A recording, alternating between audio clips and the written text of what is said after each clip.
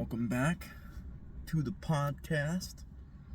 Welcome in general. If this is your first time ever listening, you can watch the other videos if you want to know who I am or who the homies are who I've had on before. It's another solo episode.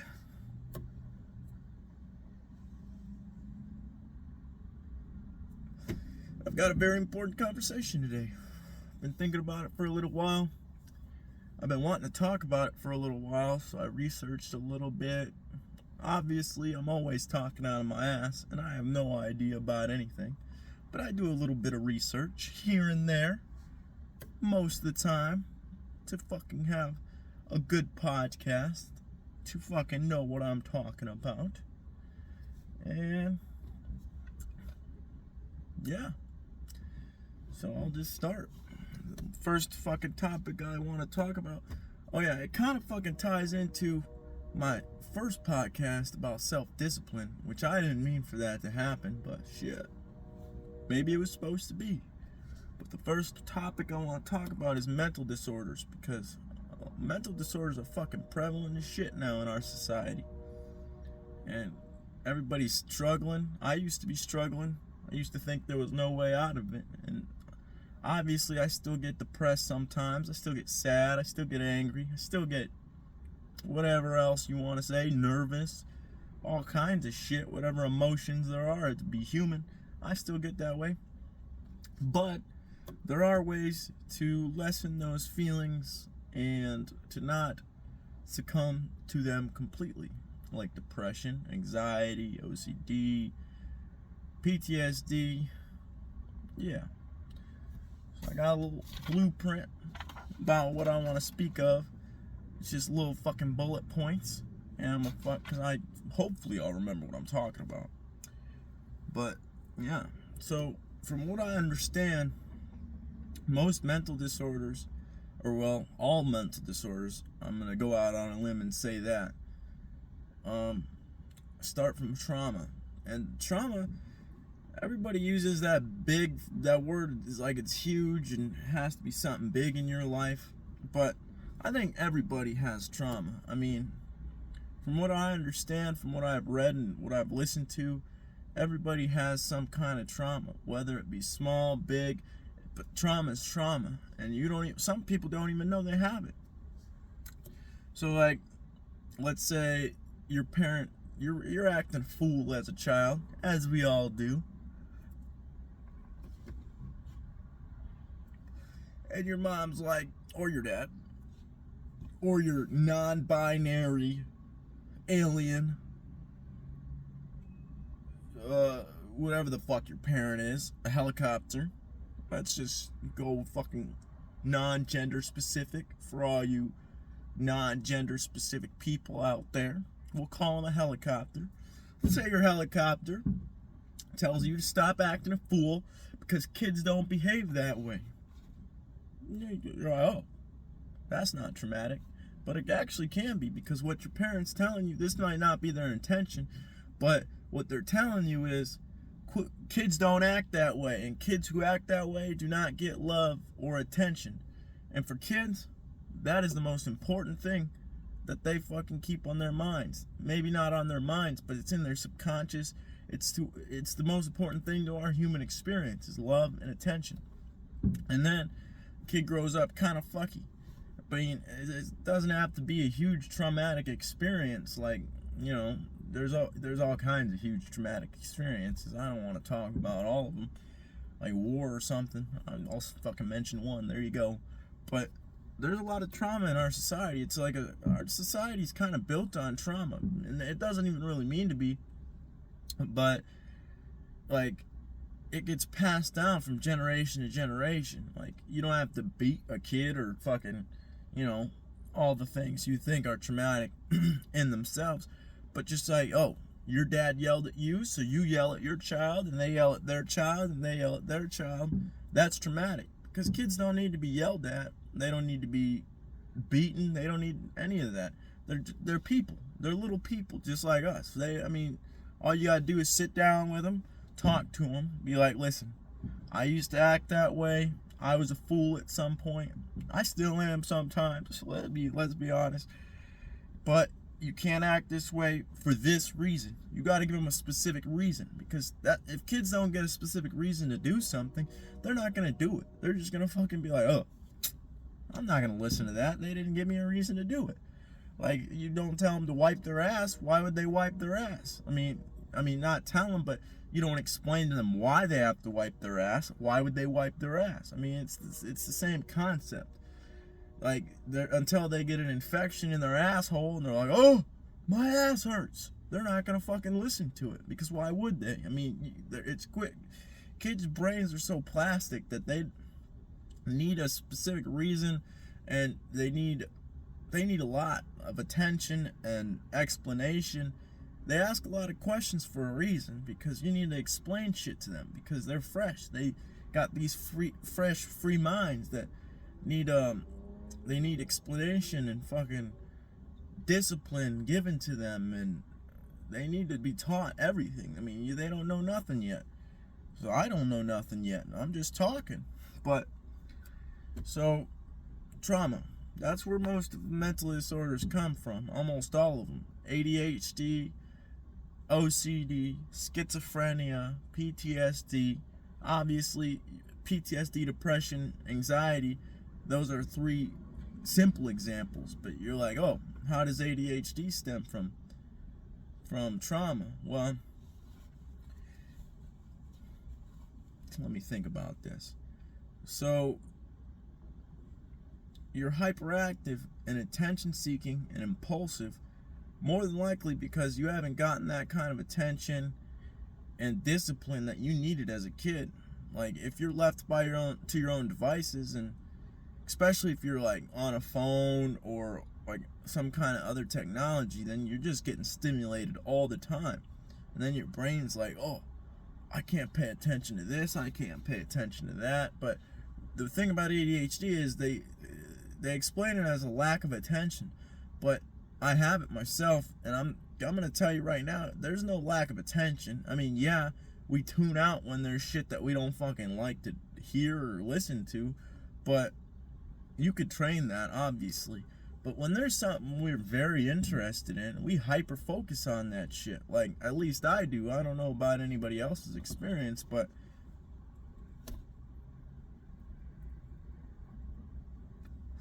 I could hyper focus and do a lot with my brain if I fucking put my mind to it. It just takes discipline, which we'll come back to discipline. That's already in another episode, but we're gonna have to touch back on it again. So, from what I understood from listening to a neurobiologist named Andrew Huberman, he teaches at Stanford, he says that all mental disorders, most, I should say, stem from the same neurochemistry and the same neurobiology in the brain and body. It's the same neural circuits. You're not getting any more brain neurons or circuits in your brain or anything else. It just gets all different wires and shit. Your brain gets a little wired fucky, and then you gotta be like, oh, shit. And then you gotta learn how to rewire that fucking thing. And that is hard, because it takes a lot of neuroplasticity, which we'll come back to that too. But another thing I mentioned in the other episode was the pleasure-pain balance, because depression, well, I should probably stop, slow down, calm down. Depression, anxiety are easily explained by anxiety being worrying about a future event or a future happening, or something. It's just something that has to do with the future, right? Like, oh, you hyper focus on, I don't know, getting fired from your job. What if I get fired from my job? And you get all this anxiety and shit, and you're tweaking, and you can't stop because your brain won't stop bringing that thought back up. And then depression is best explained by you take the S-I-O-N off of it, and you got depress, which means to push something down. And the reason that we shouldn't be pressing shit down is because it's like a beach ball. You try to shove a beach ball in the water, and it just keeps popping back up, right? Like, it keeps trying to come back up even harder and harder and harder until all you think about is that thing that you were trying to push down, right? So when we go to the pleasure and pain balance, we upset our pleasure and pain balance quite a lot in this society because, well, let's see. So I've talked about it before in the other episode, but there's so much pleasure around us that we just hit our dopamine circuit so many times, like bop, bop, bop, bop, bop, throughout the day. And then by the end of the day, maybe the end of the week, whatever it is, you're drained. You're like, oh, I feel awful, because we don't let our pleasure-pain balance reset. And I've explained this in the other episode as well, that dopamine is more for motivation, right? We think about it as like a happy chemical. There's not really a chemical that makes you happy, right? It's just a bunch of different chemicals that are coming into your brain that make you feel good, right? So dopamine is more for motivation, and serotonin, it makes you feel good with what you have. Like dopamine makes you search things outside of your body. It makes you go to work every day for the money or whatever the hell it is. It makes you get up and go to the gym. It makes you do all this shit. It makes you fucking wash your clothes. Dopamine, pretty much, it's very important. We need the dopamine, because if we don't have it, that's what causes a lot of depressive moods, and a lot of sedentary lifestyle that we have going on, because nobody has the motivation to do anything. And serotonin, it makes you like, you feel like you don't have to seek anything, because everything you need is right here. You got it all. You're good, right? So I just found this out the other day. I didn't mention on the other episode, but pleasure and pain balance has a lot to do with addiction, because you are seeking pleasure from whatever it is: sex, gambling, drugs, whatever that, food, it could be anything. And then you keep hitting that dopamine circuit, and then it stops giving you as much dopamine, and then it doesn't feel good, so you do more, and you do more, and you do more, and then all you feel is pain from whatever you're doing. And that's where addiction comes from, because you have upset your pleasure-pain balance so much that you become addicted to something, right? And so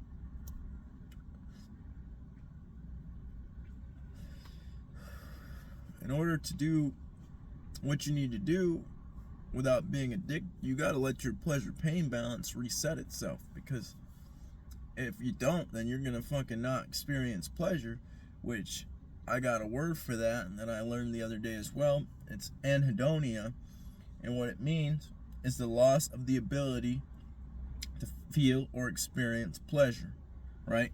And that's where most people think they're depressed, but I think a lot of people just don't do anything, and that's what makes them feel like they're depressed. But they're not really depressed. Yeah, a lot of people become depressed because of that, but you can still experience pleasure. A lot of fucking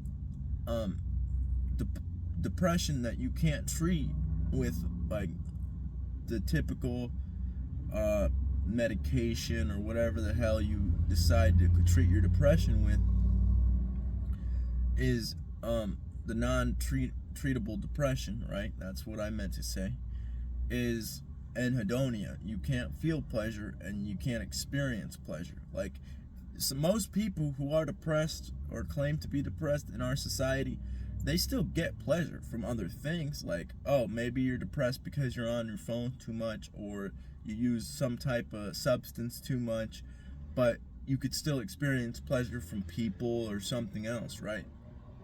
That's because it's not full untreatable depression.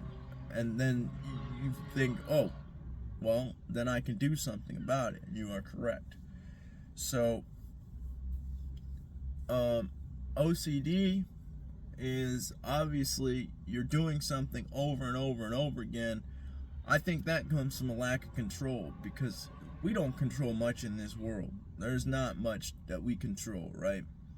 Everything is out of our control, and our brains try to convince us that we have control, and so we try to control things, right? And a lot of the things we try to control are uncontrollable, so we try to OCD is the obsession of trying to control something. And whether it be washing your hands 100 times or tying your shoes 100 times. I used to do that. I used to tie my shoes a lot. Like, they'd get loose, I'd tie them again, I'd tie them again, I'd tie them again. I think anybody can be prone to some kind of form of OCD, which all these mental disorders are hard to classify because you go to a psychiatrist or a psychologist and they have to ask you these questions and you have to tell them honestly how you were feeling. And if you do not tell them honestly, or even if you do tell them honestly, it's hard to tell because every time you're talking to somebody, you have to run their experience through your own experiences, and then you have to give it back to them in a way that you both comprehend. But that's not you understanding their experiences, that's you understanding your experiences through them, right? If that makes any sense. So some ways you can control depression, well, I should slow down again. So a lot of stress can cause depression, right? So let's say, well, I don't know what I'm trying to say here. So a lot of stress, I learned one day that a lot of stress can cause depression, right? So if you're overstressed and you don't know how to handle that stress, you're more likely to go into a depressive state because you're overstimulated, overstressed, and you can't handle it. And so you start freaking out and you start feeling like shit, right? And then I want to talk about PTSD, which is obviously post-traumatic stress disorder, which comes from trauma. That's why the word's in there. Holy shit. Am I a genius? Fuck no. But it's all almost the same thing. It's because our prefrontal cortex, which is the decision-making part of our brain, is what controls all these disorders, right? It tries to control a lot, and because it's where our identity is at. And if we don't have an identity, who are we? That's why a lot of people have trouble with change and have trouble with well, that's probably where most of our issues as humans come from, is a lack of pleasure and our prefrontal cortex and all that shit, right? So the prefrontal cortex, which is the decision-making part of the brain, is what I said, is what gives us the ability to be adult humans and humans in general. The only thing, there is no separation between childhood and adulthood.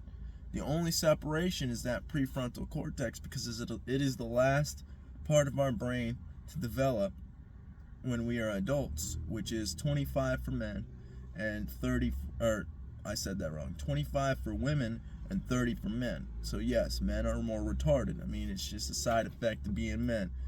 We're physically stronger, women are mentally stronger. That's the way I look at it. But, so,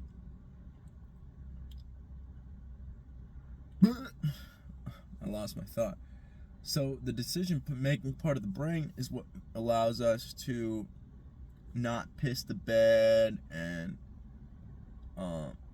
get up to go to the bathroom, you know, all this shit, because as a kid you just piss the bed. You don't think about it.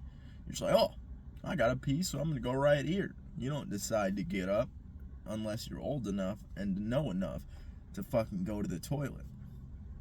But so I gotta read this. Give me a minute here.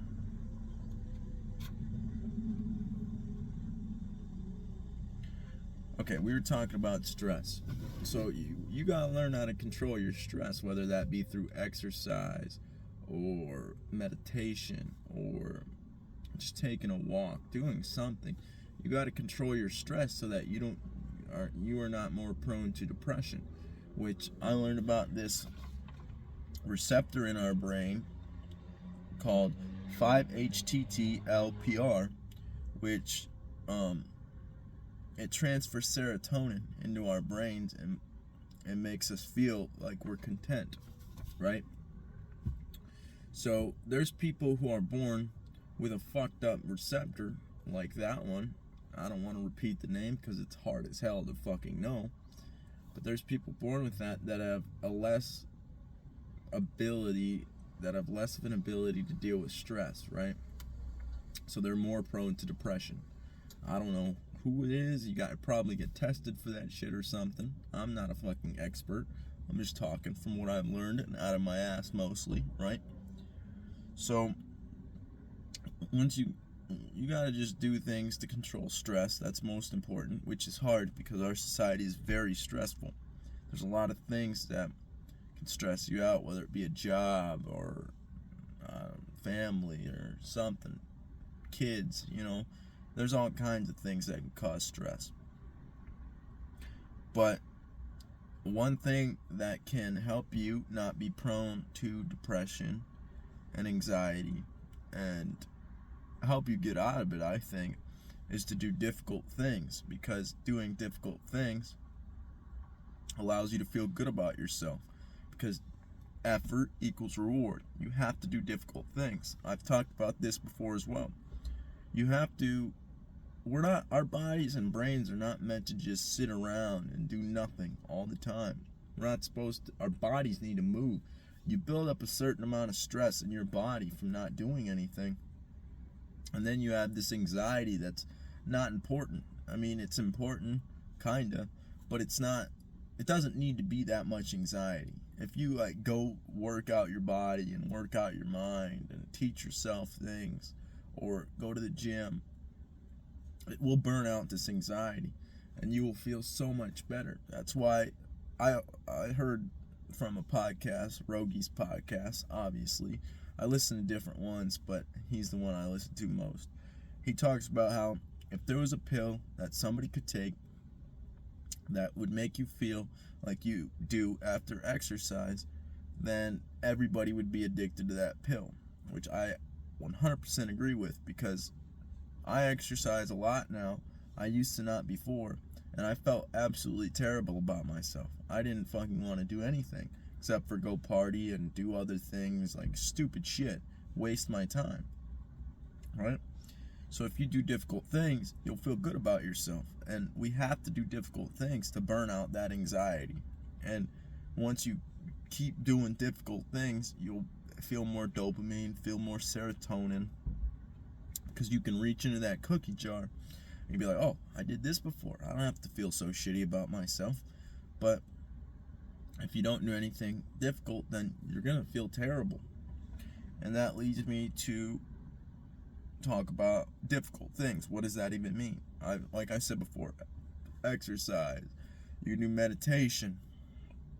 But if you are like in a major depressive episode, oh fuck, I got hiccups.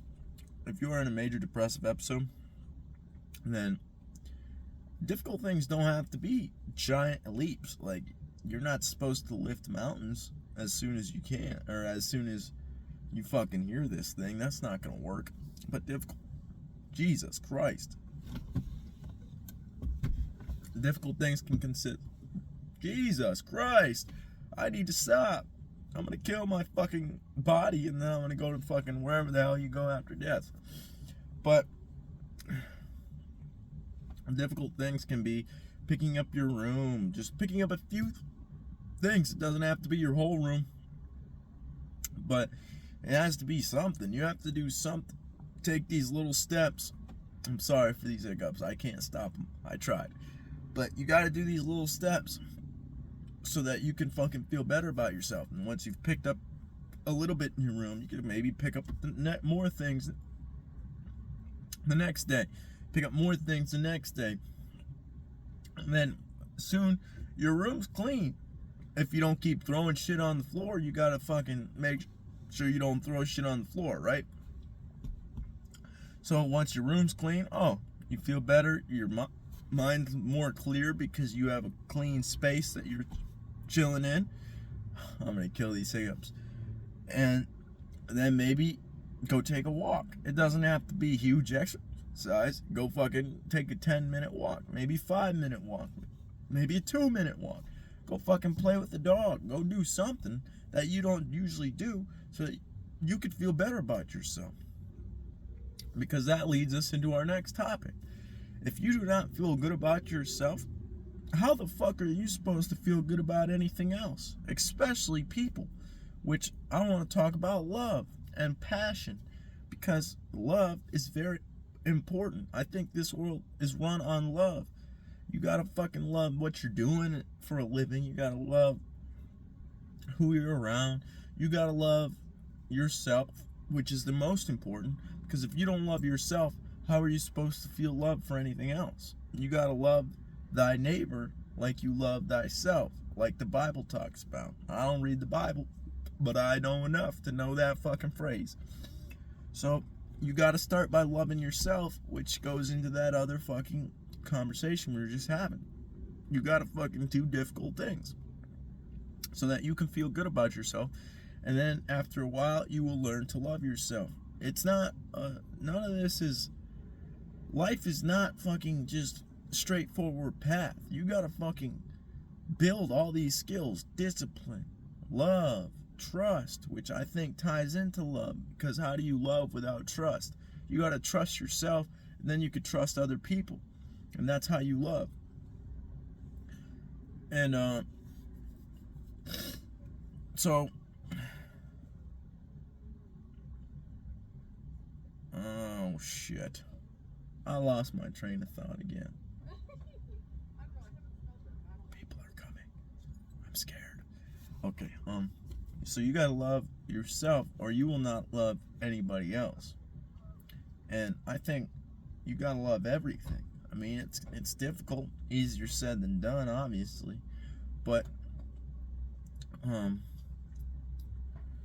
if you hate somebody, it only burns you. They don't give a fuck if you hate them. I mean, some people do, but for the majority, nobody gives a shit. Why would they care? I mean, unless you go and tell them every day, I hate you, I hate you, I hate you, then you're just holding this fucking acid in your fucking system, and you're gonna burn yourself. That's all acid does, is burn you. Anger and hate, they just fucking burn you. They don't burn anybody else. I mean, I think with love and trust, you have to have communication. You gotta be able to talk to people. You gotta fucking be able to empathize with people, walk in their shoes. You gotta fucking live their life. And obviously, we can't just remove ourselves from our own bodies and go live somebody else's life. But what you can do is you can fully listen when you are talking to somebody. And you can empathize and run their experiences and their knowledge and their feelings through your own brain.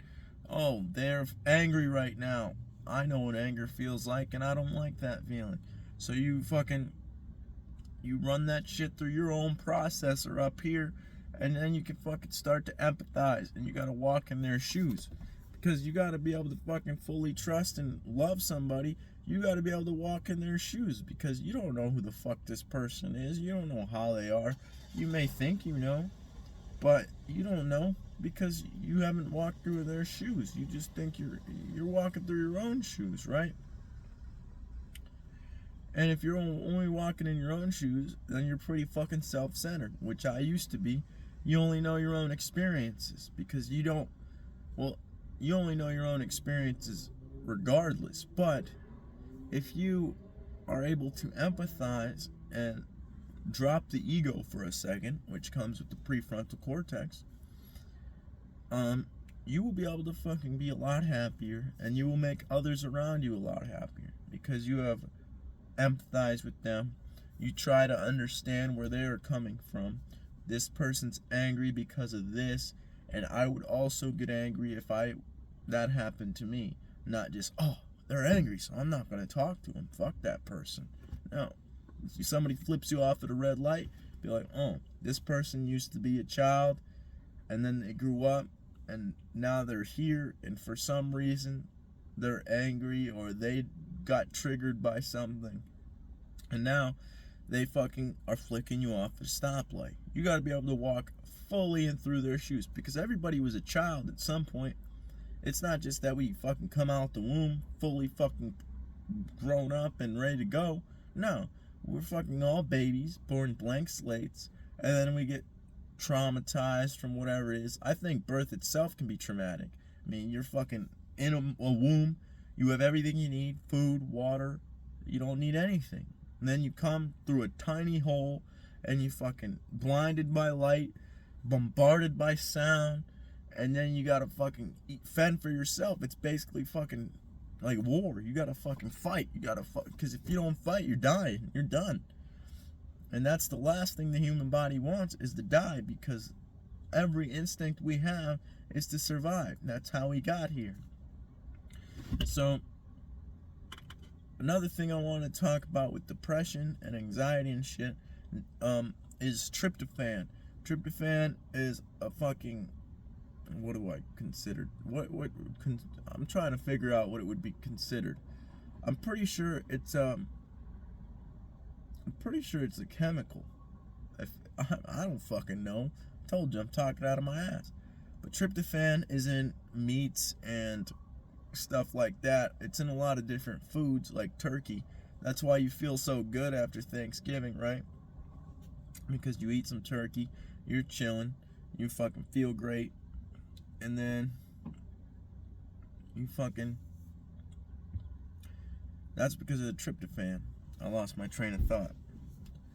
But once you got that tryptophan in you, you're feeling pretty damn good, because tryptophan, what it does is it releases serotonin, and there's a lot of foods rich with it, and like turkey, like I was saying, that's all I know. I won't lie to you.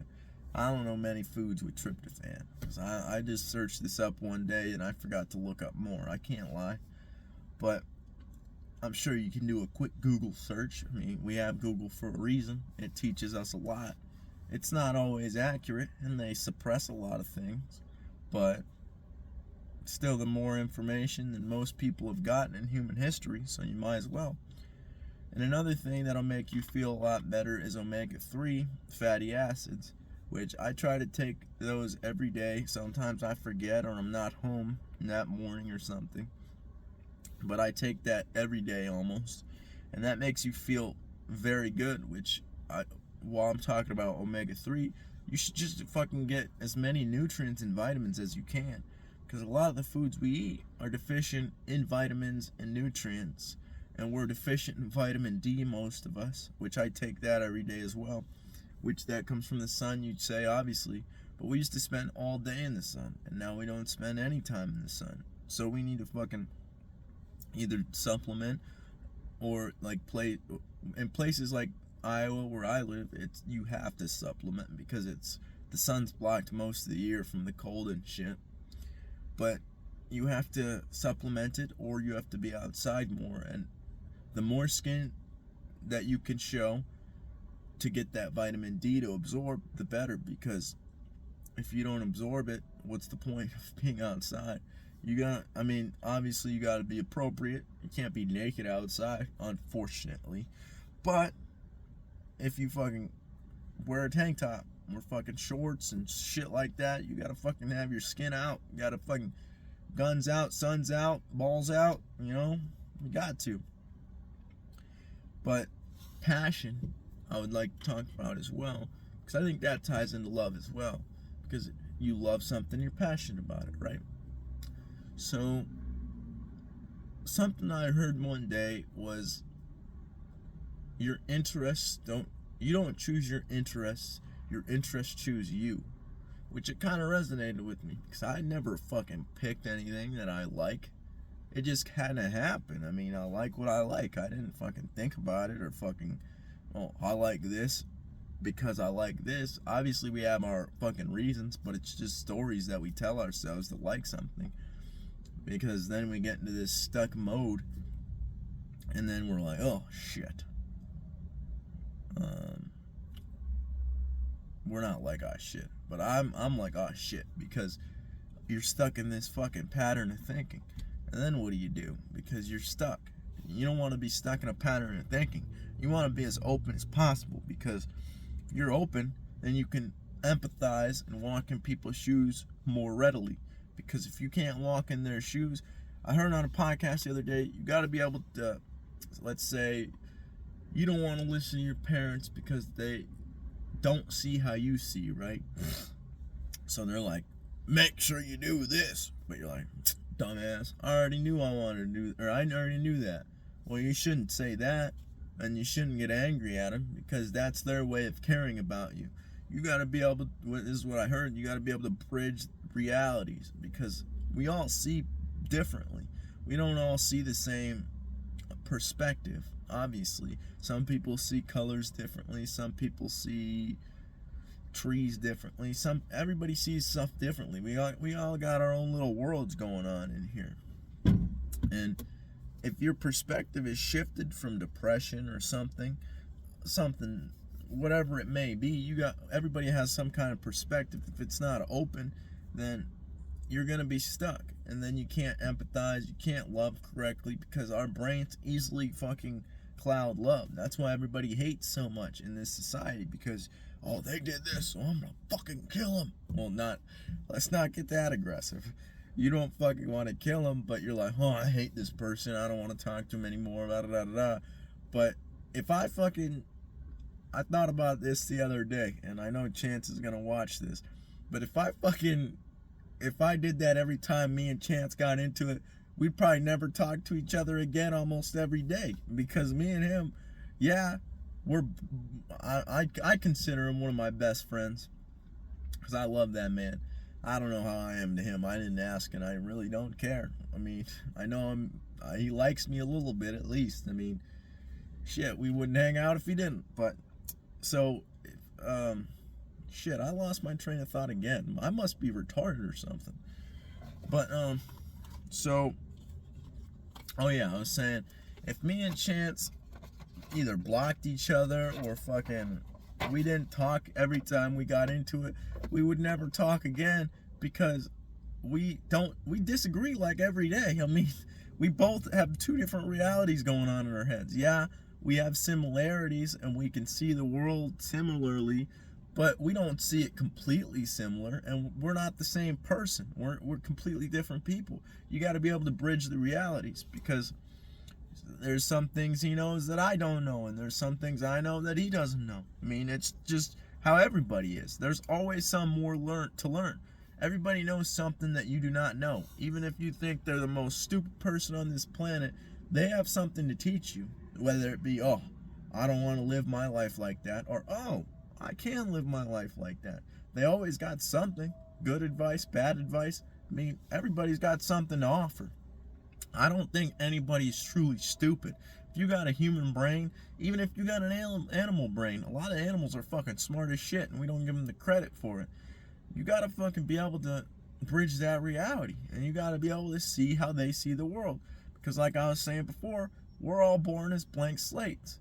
Like, if I lived Chance's life, I'd be Chance. If Chance lived my life, he'd be me.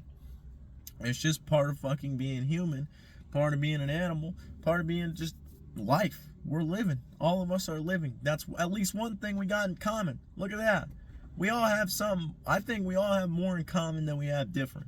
We just choose to see the differences in some people because we don't want to like them, which that's our brains. That's our own bias. It's our own bullshit. That's what I like to call it. I fucking get caught in my own bullshit damn near every day. But you gotta fucking be able to climb out, because if you don't climb out, you're gonna keep falling deeper and deeper and deeper into that hole of bullshit, and then pretty soon you're fucking stuck in shit. And why would you want to be stuck in shit that smells? Fucking, you're dirty. You fucking covered in brown like me. Like, look at this. I'm telling you, I get caught in my own shit every day. That's why I'm brown. But that's all I got, I think. Oh yeah,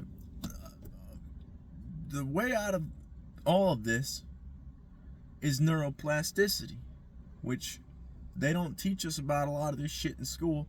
Neuroplasticity is our brain's way of turning back into plastic like kids. Kids absorb everything because they have to. They have to be able to learn. Like, even if you don't think kids listening, they're listening. They have no choice because it goes in their head and it just stays there. They may not utilize it for fucking 40 years, but it's there. And they won't get rid of it unless, I truly don't think you forget anything. I think it just gets pushed down by a bunch of other bullshit. But there's a lot of ways to incite neuroplasticity, like putting more dopamine in your brain for more motivation. And then you can change yourself through that way because you have more motivation to do things that you didn't want to do. And then there's a lot of ways to create neuroplasticity. And like there's pharmacological ways, and then like there's, I wouldn't consider them underground. They're not as mainstream. I'm not gonna go on that fucking limb because I don't want to get into the conspiracy theory aspect of things. But like psychedelics, I consider marijuana a psychedelic. They consider MDMA a psychedelic. Ketamine. There's a lot of, I think even alcohol can incite some neuroplasticity at the right dosage because you're suppressing your prefrontal just a little bit. Not a lot to where you fucking black out or you act stupid, but if you suppress it just a tiny bit, you can see a different perspective. And obviously, I'm not telling you go do drugs.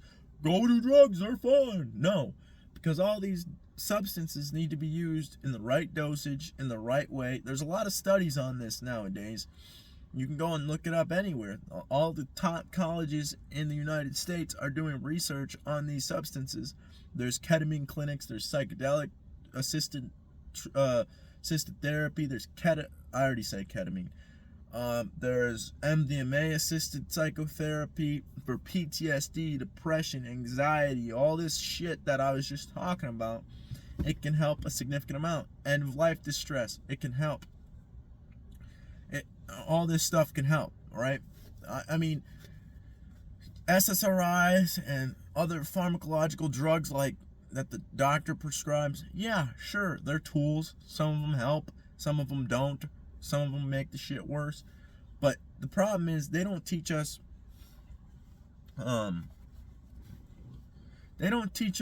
behavioral tools to deal with this shit, to deal with stress, to deal with sadness, to deal with all this other shit. They just throw a pill at you and they're like, oh, now you're cured. You feel good, don't you? Fuck no. I just have the motivation to die now. And that's what a lot of these fucking pharmaceutical drugs do, which I'm not against them. I may have been in the past because I've been on a lot of different ones for ADHD, but at the right dosage and with the right behavioral tools, maybe a therapist that knows what they're doing, they have real benefit and they can help a significant amount. And I'm not against them specifically for that reason. They're tools, just like these other substances I was talking about are tools. That's what we don't understand. Our phone's a tool. Our fucking everything's a tool. Humans love tools. That's how we got here. And they're tools. They're tools for our use, but you have to be disciplined. You have to know what you're doing.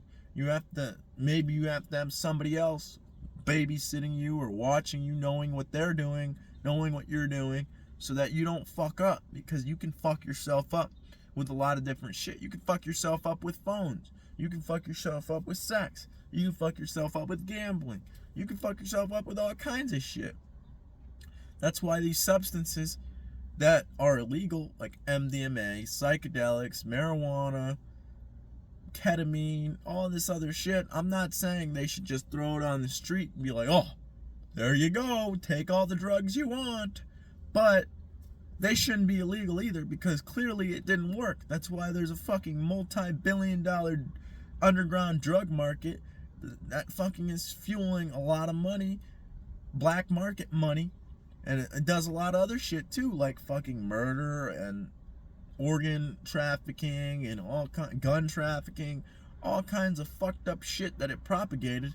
And they should have known back in the 20s to 30s when they made alcohol legal that it was not going to work in the first place. The war on drugs just doesn't work, and they need to find something else, whether that be full legalization and what's the word? Fuck, I forgot the word. Full legalization and regulation, that's the word. maybe it needs to be regulated. Like, I can't go buy alcohol right now because I'm underage. And they need to, not just regulation, because once I'm 21, if I didn't know fucking how to handle alcohol, I could go kill myself off that shit. And that's at every grocery store. I can go fucking get a bottle there, a bottle here, a bottle there, a bottle there, and I'd fucking die. So it has to be more than regulation. It has to be education. They need to teach us about these things. It is our right as citizens of this free country to know what the fuck we're doing.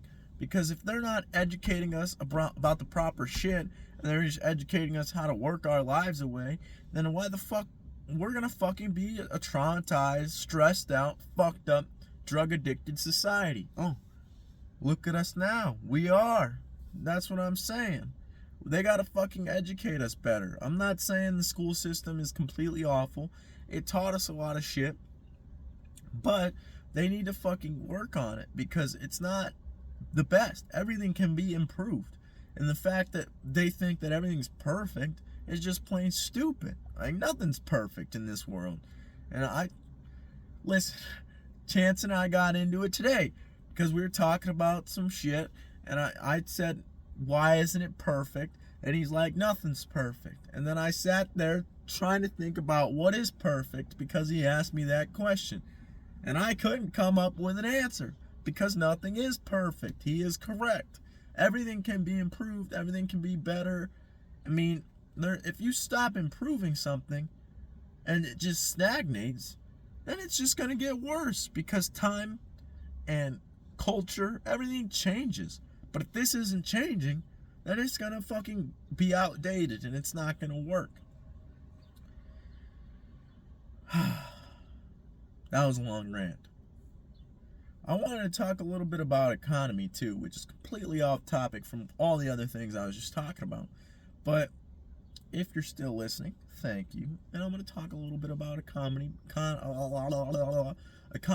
before I end this thing. So, I don't know if most people on here are seeing this, but some banks are failing.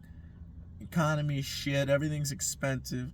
And from what I heard the other day, the Federal Reserve and all this other shit, they're trying to stop inflation by spending more money, which makes absolutely no sense. You have to fucking stop spending money as the government so that inflation can slowly work its way down. And as inflation goes up, the businesses have to raise their prices because they're not making money. And unfortunately, in our society, businesses think, oh, we got to make more every year, which doesn't make sense either, because how the fuck, there's a limited amount of money in this society, not just society, in this world, because we all just agree on a value. So how the fuck do they keep making money every year forever? Forever's a long goddamn time. Everything comes to an end. I'm gonna die. This truck I'm in is gonna fall apart. Everything's gonna fucking end at some point. So why the fuck are they trying to make more money every year? That's besides the point.